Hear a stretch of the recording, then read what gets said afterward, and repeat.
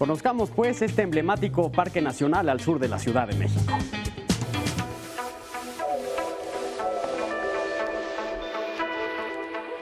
El Parque Nacional Cumbres del Ajusco se ubica al sur de la Ciudad de México, abarcando dentro de su extensión territorial la parte sur de la delegación Tlalpan, que corresponde a la zona de alta montaña. Es de los más conocidos por la elevación conocida como el Ajusco, que es visible desde cualquier punto de la ciudad.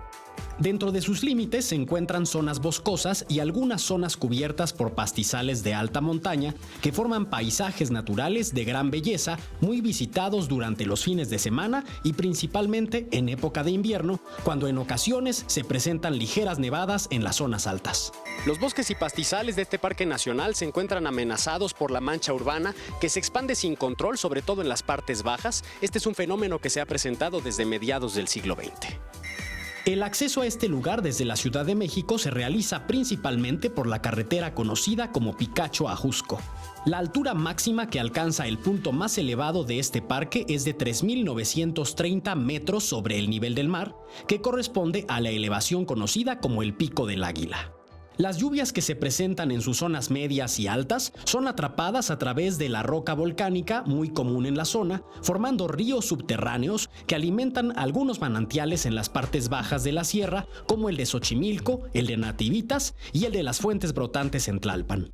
Su flora está compuesta principalmente por varias especies de árboles de las familias del pino, del abeto, del encino y del junípero, así como el madroño, algunas de las cuales son endémicas de la región.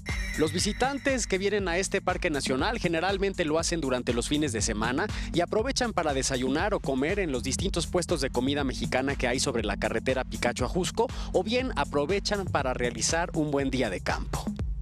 Así también acuden al lugar para practicar el excursionismo, el senderismo y el alpinismo. Algunos jóvenes exploradores se instalan en el lugar los fines de semana. De hecho, para quienes practican el alpinismo, en el kilómetro 21.5 de la carretera Picacho a Ajusco se encuentra instalado un albergue cercano al Valle de la Cantimplora.